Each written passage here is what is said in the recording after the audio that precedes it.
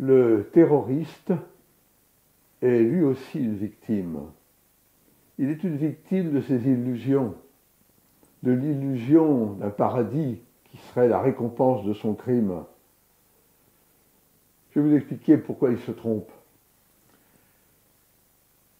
Je connais l'au-delà pour y être allé comme des centaines de milliers, peut-être quelques millions de personnes, après des expériences dites proches de la mort. Nous découvrons à ce moment-là que l'au-delà est radicalement différent de ce que l'on imagine. Les gens imaginent que l'au-delà, c'est, mon Dieu, comme ici, en mieux pour le paradis, en pire pour l'enfer, mais c'est faux, c'est pas du tout comme ici. Pour bien le comprendre, il faut faire un peu de physique. Chacun connaît la formule la plus célèbre de la physique, E égale mc2, ce qui signifie que l'énergie est égale à la masse multipliée par le carré de la vitesse de la lumière. C'est ce qu'on appelle la formule de conversion réciproque masse-énergie. Cela signifie que tout ce qui nous entoure et notre propre corps sont constitués d'une substance identique à celle de l'énergie, celle qui permet à nos téléphones de communiquer par exemple. En résumé, la masse, c'est de l'énergie extrêmement condensée, tandis que l'énergie des ondes électromagnétiques, c'est de la masse extrêmement subtile. Mais ce sont, en quelque sorte, les deux formes différentes d'une même chose. Eh bien, il faut maintenant savoir ce qu'est et de quoi est composé notre esprit et nos pensées. Pour les religions, tout comme pour la psychologie dominante, esprit et pensée sont immatériels. Je dirais presque ce que c'est rien. C'est faux. Esprit et pensée sont constitués de l'énergie matière qui compense tout l'univers. Notre conscience est donc de l'énergie matière. Mais c'est une énergie matière structurée.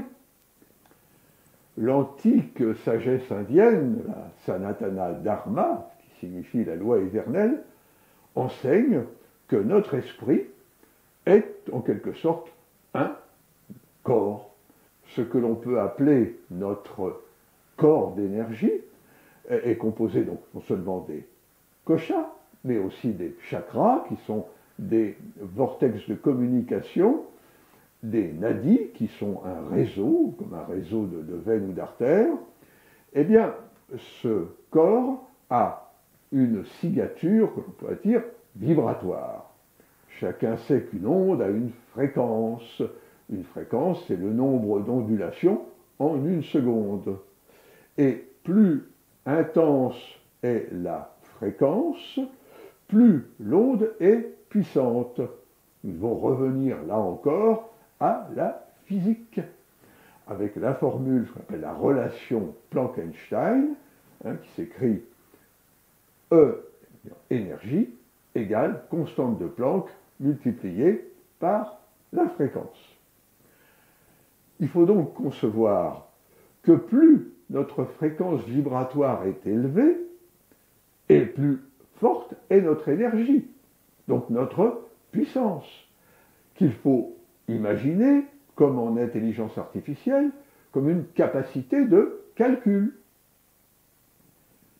Ça signifie que dans l'au-delà, les esprits ne sont pas, en quelque sorte, répartis territorialement, mais en fonction de leur niveau vibratoire et donc de leur niveau, en quelque sorte, de puissance, qui est aussi le niveau de l'amour.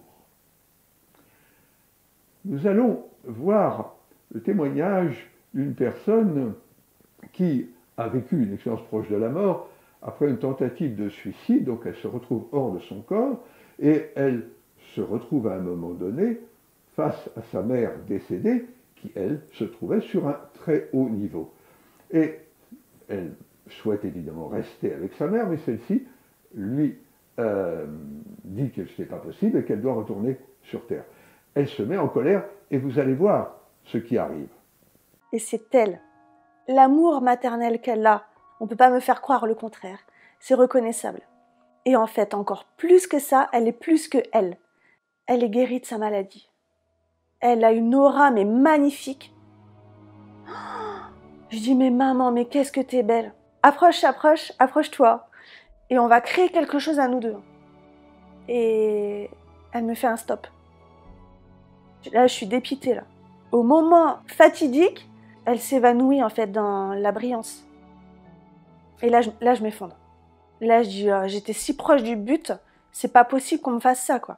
Et là, il y a une colère qui monte, mais c'est plus que viscéral, quoi. Il y a quelque chose qui m'englobe, une noirceur, et je commence à tomber, et là, l'expérience négative, elle commence, à ce moment-là. Une telle haine que je tombe dans un gouffre, mais sans fin, et au fond du fond, c'est horrible. Il y a des corps gluants de chair. En fait, c'est cauchemardesque. Si je me laisse faire, les corps vont t'attraper, en fait. Ils étaient là pour me dissoudre. Ils étaient là pour me détruire. Ils étaient là pour m'anéantir. J'ai résisté pendant longtemps parce que je me dis, t'as appris tellement de choses. C'est pas possible de finir comme ça, en fait. Il faut se battre. Il faut se battre. Donc, la force que j'avais ressentie auparavant, elle m'a permis de remonter et de pas me laisser emporter dans cette horreur.